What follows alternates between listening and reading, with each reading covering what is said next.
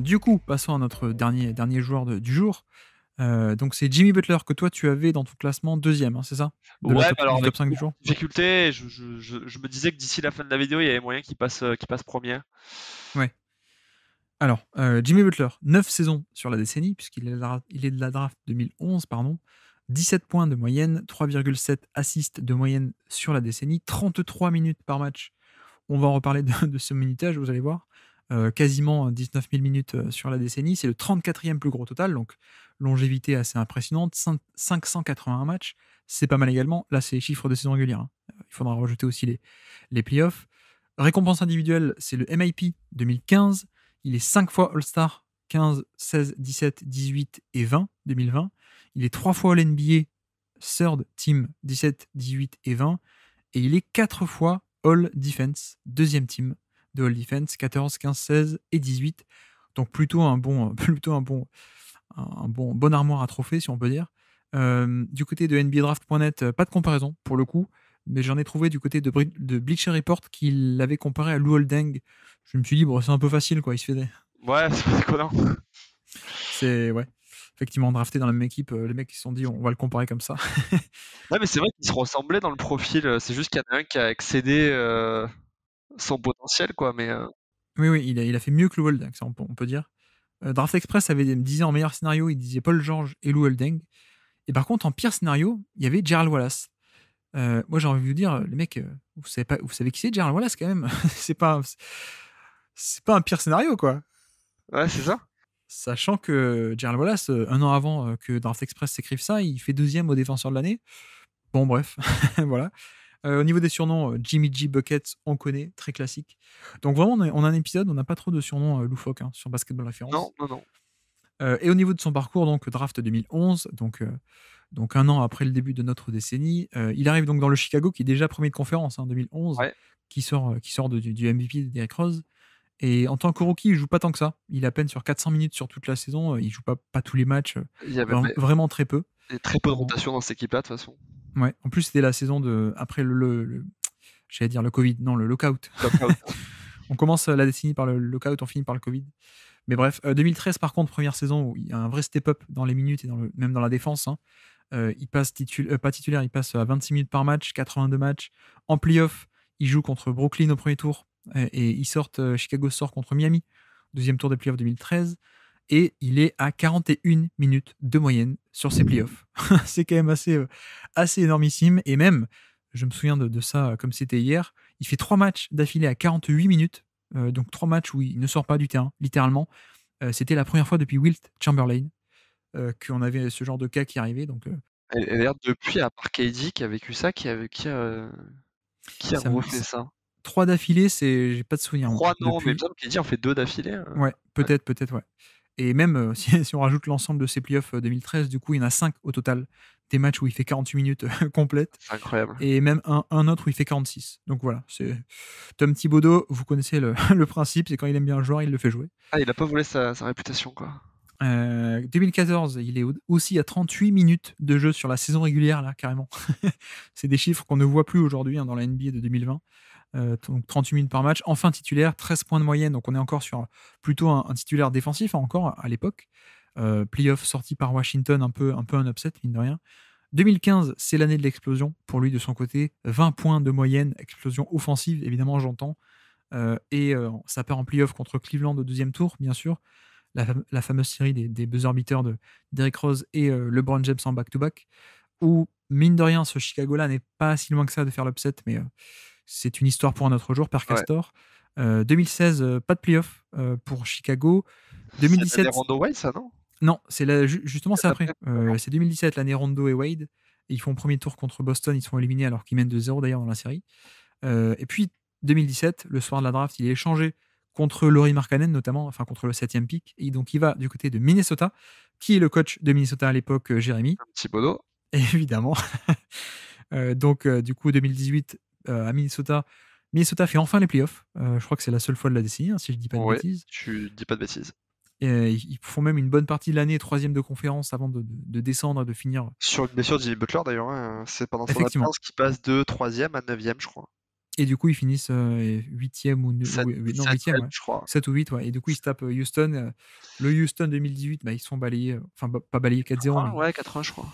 4-1, ouais, effectivement, ils se font éjecter rapidement. Donc voilà, hein, partout où ils passent, ça se passe bien quand même. En tout cas sportivement, puisque justement, quelques semaines après ces playoffs, bah, ça se passe mal. Il demande son trade. On connaît l'histoire totalement rocambolesque des entraînements où il harcèle ses jeunes coéquipiers. Il fait un peu le boxon. Et du coup, il est changé au mois de novembre 2018, donc pour la saison 2019, à Philadelphie. Et là, Philadelphie, bah, la grosse année où malheureusement, Philadelphie est dans les 4 prétendants à l'Est, mais se fait sortir sur le tir de Kawhi Leonard qui rebondit, on le rappelle, 14 fois sur le, sur le cercle avant de rentrer.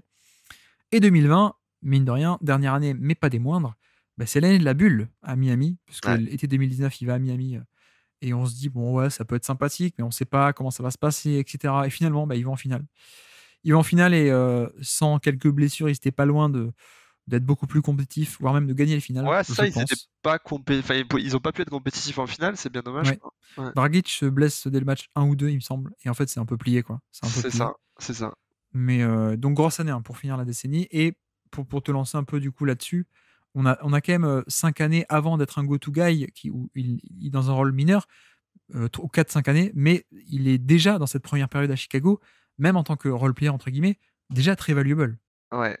Ouais, c'est peut-être ça d'ailleurs qui va faire la compétition avec Blake Griffin, c'est que quand on regarde, si on enlève la saison rookie, dès sa deuxième saison, même si bah, il ne shoot pas hein, concrètement, c'est quoi? C'est entre 8 et 12 points par match, non? Ouais, ouais. On est sur un joueur qui est déjà élite défensif, qui est déjà plutôt efficace et qui déjà prend un rôle majeur dans la rotation et qui est presque bridé en fait par Tom Thibodeau. Oui, alors qui lui-même aussi était pas non plus, enfin c'était de base un prospect défensif, quoi. Donc il a mis du temps aussi à développer l'arsenal offensif, quoi. Mais c'est vrai que on a parlé un peu de son minutage sur les playoffs 2013. Voilà, c'était quelqu'un qui même avant d'exploser, pour moi, avait de la valeur et pas mal de valeur défensive. Alors c'est pas pareil qu'un go-to guy, on est d'accord, mais quand même. Et puis donc après, à partir de 2015, on a toute la deuxième moitié, une grosse moitié de décennie où là, je peux te lancer, il est clairement beaucoup plus dans un rôle de créateur et je sais pas toi à quel point tu le voyais dans la hiérarchie des attaquants ou des joueurs NBA, mais il y a clairement un vrai step-up et on n'a plus du tout le même joueur, quoi. Alors déjà, en vrai, je trouve que ce qui est assez marquant avec Jimmy Butler, c'est que non seulement on est sur un joueur dans la deuxième partie qui peut être certaines saisons dans le top 10 NBA, mais on a en plus l'impression, je trouve que en playoff, bah il en gardait encore un peu sous la pédale quoi. Ouais, ouais, Et donc moi ce qui me marque beaucoup, bon sa saison à Minnesota, je trouve qu'elle est impressionnante dans la mesure où il est capable de faire passer une équipe qui sans lui va rechuter dans les bas-fonds de la NBA comme bah, une équipe majeure de l'Ouest. Hein. Sans blessure, on pouvait imaginer sans problème que cette équipe finissait dans le top 4 et pouvait passer un premier tour en ayant un adversaire à ouais. sa portée. Et quand il part à Philadelphie, on a l'impression que bah il trouve pas sa place et en fait en playoff il supplante tout le monde, il prend le rôle de créateur principal et il fait deux séries absolument incroyables, notamment celle contre Toronto où je sais pas, enfin je l'ai trouvé absolument impressionnant quoi. Oui, oui, non, totalement. Et c'est ce que j'ai appelé il y a quelques temps sur Twitter, parce qu'il a fait la même chose, hein, du coup, là, sur les playoffs 2022. euh, enfin, ce que j'avais appelé l'héliocentrisme occasionnel, tu sais. Ouais, ouais, je me souviens de ça, ouais. Je me souviens de ça. C'est-à-dire que c'est quelqu'un qui, en termes d'usage, n'a pas des volumes de superstar comme on pourrait s'y attendre. Il est plutôt autour des 25-28% plutôt que 30 ou 35. Mais en fait, quand il faut, bah, il est là. Il prend cet usage. Et en fait, quand il faut, il peut jouer comme un go-to guy. Et c'est là où il y a toute sa valeur aussi et tout l'intérêt de ce joueur, je trouve. C'est-à-dire quelqu'un qui peut jouer longtemps sans ballon, qui a une certaine polyvalence de ce côté-là, que tu peux totalement mettre à côté d'autres joueurs, d'autres créateurs sans souci. On s'est jamais posé la question du fit avec Kyle Lowry à Miami, même si on est hors décennie, mais avec d'autres créateurs à l'époque, hein, ben voilà, même Dwayne Wade et Rajon Rondo, voilà, etc. Enfin bref, il n'y a jamais eu ce truc de ah mais non, mais il lui faut tous les ballons. Non, lui, n'importe quel contexte, à la limite, ça lui va. Donc il y a cette valeur même sans ballon et polyvalence. Et puis, quand il faut, en fait, bah, il peut être un go-to guy. Et surtout, il peut être un go-to guy de très très grande qualité, quoi. C'est pas juste qu'il peut augmenter son volume. C'est que non seulement il augmente le volume, mais en plus, l'efficacité et l'impact, il est là, quoi. C'est-à-dire que d'un coup, il C'est ça. devient un mec qui est de calibre top 5, top 10 NBA, quoi. C'est ça, bah, après, c'est ouais, ça passe d'un joueur qui, bah, en saison va plutôt être un peu plus bas parce qu'il va pas forcément tirer la couverture et comme il est en général quand même dans des rosters à chaque fois assez denses avec, des qualités, il a pas forcément besoin de forcer. Mais quand il arrive en playoff et que tu as besoin qu'il passe un step, il peut regarder dans les yeux sur une série un Kawhi Leonard, un LeBron James et dire: «Bon, bah, je vais arriver à peu près à ce niveau-là, quoi» et je trouve ça, ouais, je trouve ça assez marquant parce que même en 2019-2020, enfin, ces finales, elles sont dantesques. Ouais. Non, mais même tout le run de playoff, hein, c'est vraiment, encore une fois, ce rôle-là. Enfin, tu clignes les yeux, tu te dis, c'est James Harden, quoi. Enfin, on est sur ce genre d'utilisation et ce genre de prendre le lead. Et même, tu vois, il le fait même pas sur tout le match, mais sur la deuxième mi-temps ou sur le quatrième quart-temps, il le fait, quoi. Il va même pas le faire en début en début de match, des premières mi-temps, mais non, non, c'est juste quand il faut, il le fait. Et il le fait à un très haut niveau, quoi. Encore une fois, c'est pas juste qu'il augmente son volume et qu'il peut le faire, c'est qu'il le fait en étant excellentissime, quoi. C'est vraiment quelque chose d'assez marquant, ces playoffs 2020. Et on peut en trouver d'autres, quoi. Mais en plus de ça, moi, pour ajouter, donc pour moi, il y a 5 années. La défense, Oui, c'est ça, exactement. Donc il y a 5 années où il est dans un rôle majeur dans cette décennie, avec donc efficacité, gros volume qui peut en plus se décupler en playoff, bon passeur, effectivement, très propre au niveau des turnovers. Donc ça, et en plus, comme on a dit, la polyvalence, assez sympathique, ce package offensif de créateurs, non pas ultra majeurs, mais majeurs. Et en plus, comme tu dis, on a eu quelques années en milieu de décennie où se sont recoupés des saisons All-NBA et All-Defense à la fois, en même temps, quoi. C'est quand même assez admirable. Je crois que c'est au 2014, 15, 16, 17, autour de ces années-là. Il est à la fois All-NBA et à la fois All-Defense. Et pour le coup, voilà, il n'a pas été All-Defense en fin de décennie, mais quoique il l'est encore en 2018. Hein, mais voilà, même encore en 2022, on est hors décennie, mais juste pour dire, il n'a pas perdu son niveau, quoi. C'est non. juste, voilà, on a cette combinaison qui est extrêmement impressionnante de quelqu'un qui peut être ton créateur, mais aussi quelqu'un qui peut être extrêmement valuable en défense. Et alors, je sais pas pourquoi je pense à ça, mais il y a eu un début de carrière où il était souvent comparé à Paul George et Kawhi Leonard, Ouais. et les gens se demandaient s'il arriverait un jour à leur niveau. Bah, je suis assez curieux de voir à la fin de ce top 100 où il sera par rapport aux deux autres. Oui, alors, je pense que tu vois, par exemple, Paul George aura plus de longévité, donc ça m'étonnerait pas qu'il finisse au-dessus. Mais si je devais, on devait faire plutôt que l'exercice actuel, on faisait un top des pics en carrière. Effectivement, je pense que je glisserais Butler entre Kawhi Leonard et Paul George, du coup, devant Paul George, peut-être. C'est ça. Et ouais, et je trouve ça assez impressionnant l'évolution qu'il a eue. Et tout à l'heure, tu parlais de son adaptabilité et du fait qu'il puisse prendre occasionnellement le lead comme un joueur héliocentrique. Et c'est vrai que c'est rare d'avoir un joueur qui peut être un top 5, top 10 NBA et qui est un passif de role player. Et on a Ouais, l'impression que dans son évolution, ça lui a permis d'avoir une flexibilité que d'autres joueurs n'ont pas et qui en font, je trouve, un joueur encore plus impactant aujourd'hui, quoi. ouais, effectivement. Et puis, on a ce côté défensif où, encore une fois, hein, comme on dit avec Patrick Beverley, les 2010, on n'est pas encore à ce point sur de la recherche de switch, etc. Et donc, les match-ups individuels, ça compte encore pas mal.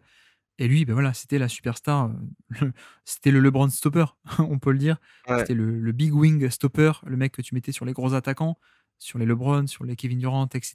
Tu le mettais et voilà. C'est aussi pour ça que même quand il est très jeune, en 2013, c'est pas du tout un mec offensif, mais il fait 48 minutes sur plusieurs matchs de playoff.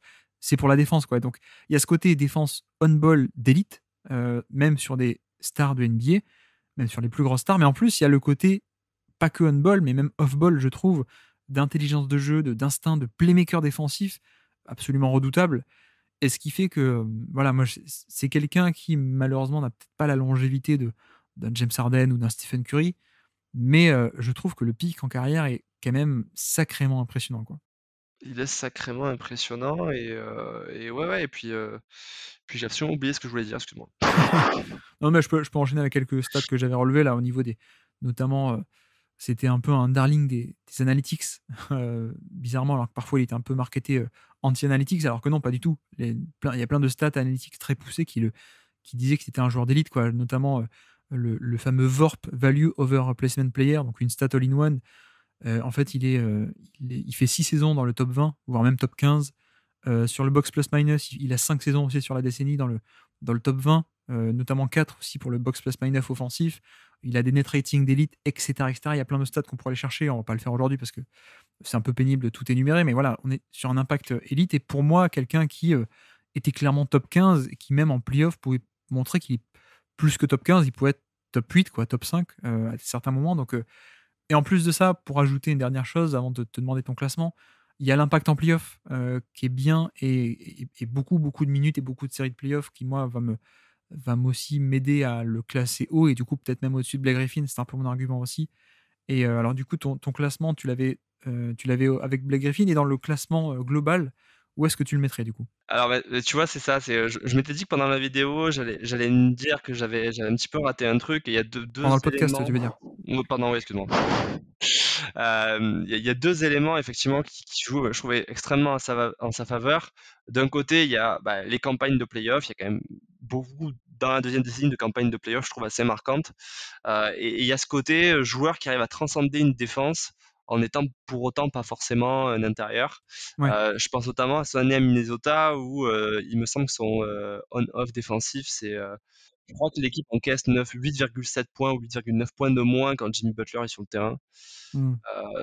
Moi, ce que je trouve incroyable, je sais que toi, tu n'es pas fan de ce genre de stats, mais j'ai l'impression quand même qu'on a vu une équipe différente de Minnesota sans lui. Et du coup, Oui, en fait, je vais le oui. mettre deuxième sur le classement de la décennie. Donc, tu le mets devant Irving? Ouais. Écoute, ça me choque pas. Ça me choque pas. Ça me choque pas. Mais pourtant, donc, à la base, tu l'avais derrière Griffin dans ton classement de base, mais après avoir réfléchi, du coup, tu le mettrais au-dessus de Griffin déjà?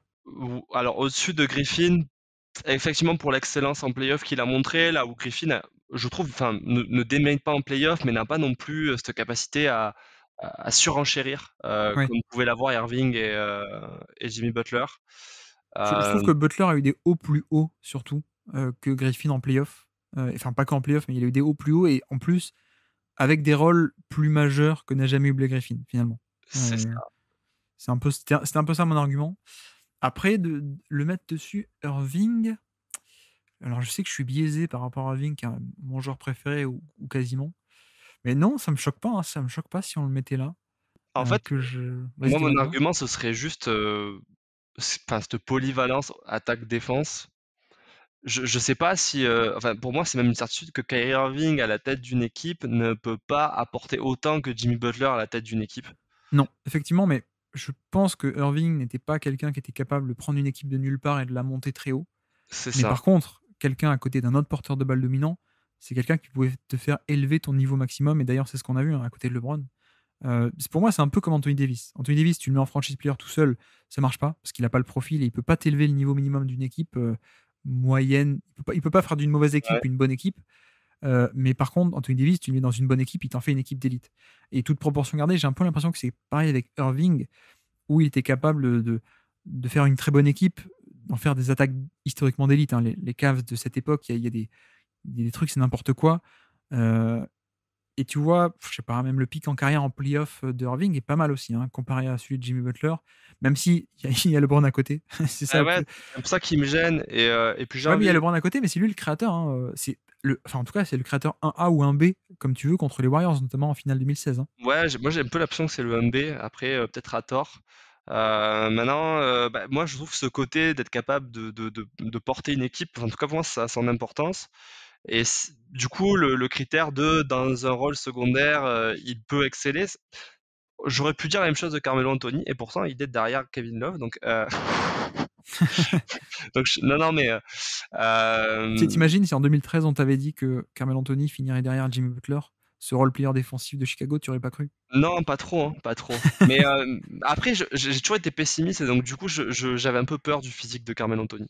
Ouais, ouais. Non, mais voilà. Enfin, après, j'entends tout à fait ton argument. Et effectivement, la période avec LeBron James enfin, clairement impressionnante. Mais je trouve que le panel de ce que t'apporte Kyrie Irving est peut-être inférieur quand même à celui de Jimmy Butler. Oui, oui, je pense aussi. Je pense aussi. Et d'ailleurs, tu vois, parce que mon argument c'était aussi, bah, Irving, il arrive, il est déjà très fort finalement, Ouais, alors que Butler met 1 ou 2 ans à vraiment s'imposer, et en plus 3-4 à s'imposer offensivement. Mais finalement, tu vois, si tu enlèves aussi une saison à Brooklyn en fin de décennie pour Irving, tu la mets à la poubelle. Déjà, ça fait une en moins dans la balance. Tu as la saison. Alors, il est très bon sur la saison régulière, mais il fait pas les playoffs en 2018. ouais. Ouais, non, je pense que ça me choque pas du tout. On va mettre Jimmy Butler en numéro 2. On verra les retours. On verra comment est-ce qu'on va pouvoir refaçonner tout ça, ou pas d'ailleurs, plus tard. Non, ça me choque pas du tout. On peut faire comme ça. On peut le mettre numéro 2. Et donc, je peux donner le classement actuel. Attends, j'en ai oublié un comme ça. Hop, voilà. Donc Kevin Durant en 1, Butler en 2, Irving en 3, Blake Griffin 4, Laurie 5, Parker 6, Jokic 7, Ibaka 8, Joel Embiid et Kevin Garnett 9 et 10, du coup, si je dis pas de bêtises. Jrue Holiday 11, Kevin Love 12, Carmelo Anthony 13, Gordon Hayward 14, Tyson Chandler 15, Redick 16, Ty Lawson 17, Patrick Beverley 18, Barnes 19, Harrison Barnes et 20e Al-Farouk Aminou. Est-ce que ça te va ce classement pour l'instant? Non, mais Carmelo, 13e sur 20, mais ça me brise le cœur. Attends. Il en reste 80 à rajouter. Hein. 80 derrière, ça va être catastrophique. Non, 80 devant, je pense. Bah ouais, ouais, c'est ça. Non, alors 80 derrière, c'est-à-dire en émission. C'est pour ça que j'ai un peu peur. Ouais. Oui, moi je te dis, on va être devant. Là. Non. Ah, Regarde, tu veux mettre Mario Chalmers, tu me feras pas ça. C'est vrai. Alors finissons quand même pour un petit quiz pour finir cette émission sur Jimmy Butler. C'est un qui est sur le terrain. Donc tu vas devoir me citer les joueurs qui sont sur le terrain. Nous sommes le 18 novembre 2018. C'est le game winner de Jimmy Butler contre Charlotte, contre les Hornets. Je ne sais pas si tu te souviens. Ouais. Il vient d'arriver à peine du côté des Sixers. Il fait une action défensive clutch et derrière, il met le shoot de la gagne contre les Hornets. Est-ce que tu es capable de jouer au moment du tir du game winner les joueurs qui sont sur le terrain des deux équipes? Alors, bon, il y a Kemba Walker. Ouais. Tu commences par l'équipe la plus compliquée. Oui, ben ouais, je garde le plus simple pour la fin. Il y a Marvin Williams. Non, pas sur le terrain, non. Jeremy Lamb. Jeremy Lamb est sur le terrain, effectivement. Oh, la chance. Alors, le défenseur qui est sur Jimmy Butler, il se fait griller sur l'isolation. C'est pas Batum, je pense. Non, il se fait griller par Butler sur l'isolation. J'ai un peu honte de ce jeu de mots. C'est Dwayne Bacon. Oh. Je savais même pas qu'il était encore en NBA à ce moment-là, quoi.